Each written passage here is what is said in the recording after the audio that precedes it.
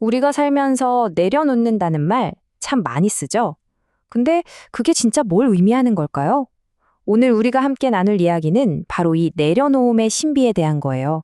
아주 흥미로운 이야기와 함께 그 의미를 한번 제대로 파헤쳐 보겠습니다. 시작은 한 목사님의 유쾌한 실수담이에요.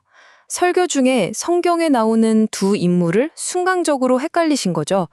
그런데 있잖아요. 바로 이 한마디가 오늘 주제의 핵심을 정확히 꿰뚫는 아주 중요한 열쇠가 됩니다.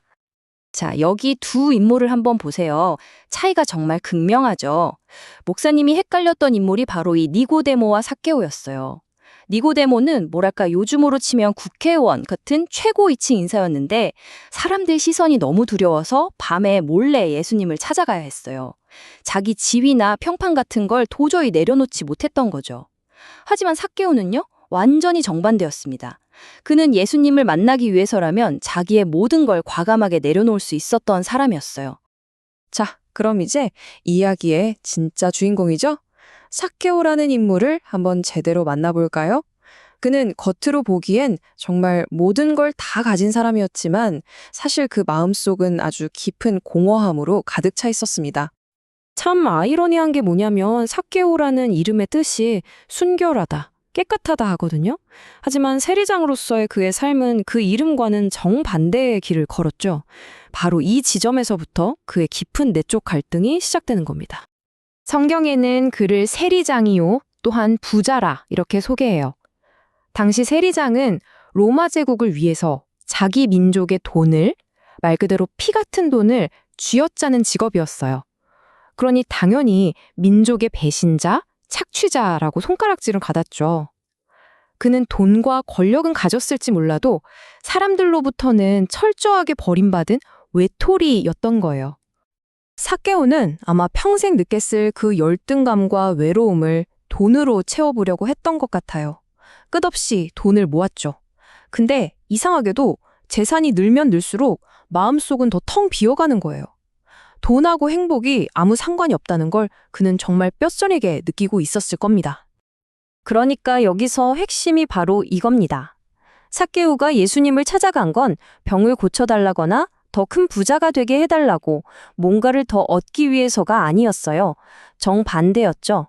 자기가 평생 쌓아올린 모든 것을 드디어 내려놓고 삶의 진짜 의미를 찾고 싶어서 정말 필사적으로 달려갔던 겁니다. 자, 바로 여기가 이야기의 전환점입니다. 삭개오가 자신의 모든 걸 내려놓겠다는 그 간절한 마음을 아주 결정적인 행동 하나로 보여주게 됩니다. 그를 가로막았던 첫 번째 장애물은 바로 그의 작은 키였어요.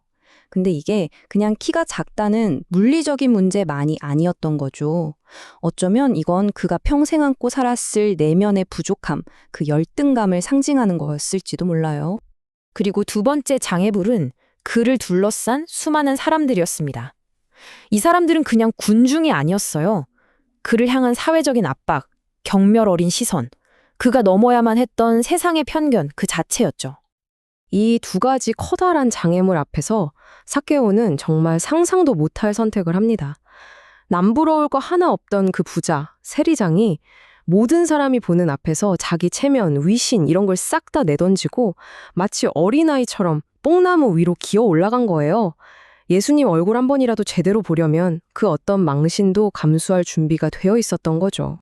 바로 그 순간 정말 기적 같은 일이 벌어집니다.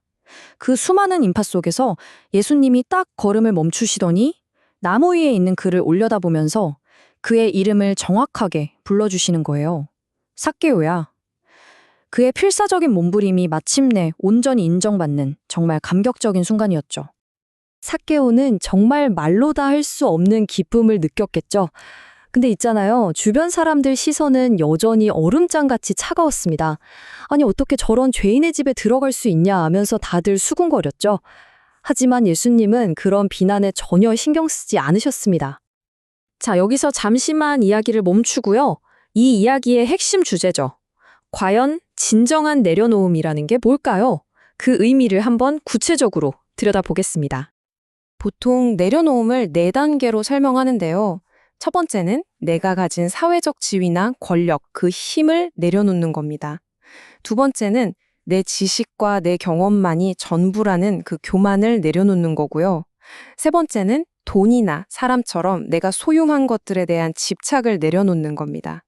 그리고 마지막 네 번째가 가장 중요한데요. 바로 나 자신, 내 뜻과 내 의지 자체를 내려놓고 더 큰 목적에 온전히 맡기는 겁니다. 근데 여기서 정말 중요한 포인트가 있어요. 이런 진짜 내려놓음은 내가 한 번 해내고 말겠어 하는 그런 굳은 결심이나 의지력만으로는 안 된다는 거예요. 이건 내 노력으로 얻어내는 게 아니라 삭개오가 예수님을 만났던 것처럼 어떤 결정적인 만남을 통해서 주어지는 은혜, 그러니까 선물과 같다는 거죠. 다시 이야기로 한번 돌아와 볼까요? 예수님을 만난 삭개오의 변화를 보세요. 정말 뭐랄까 즉각적이고 엄청나게 급진적인 변화가 일어나요. 평생을 돈에 집착하며 살았던 그가 자기 재산의 절반을 떼어주고 혹시라도 속여서 빼앗은 게 있다면 4배로 갚겠다고 선언하잖아요. 돈에 대한 그의 모든 가치관이 그냥 180도 완전히 뒤바뀌어버린 겁니다. 오늘 이야기의 핵심 메시지를 아주 기가 막히게 그러면서도 간단하게 보여주는 비유가 하나 있습니다. 바로 원숭이와 땅콩 이야기예요. 사냥꾼들이 코코넛에 원숭이 손이 겨우 들어갈 만한 작은 구멍을 하나 뚫어요. 그리고 그 안에 원숭이가 엄청 좋아하는 땅콩을 가득 넣어두는 거죠.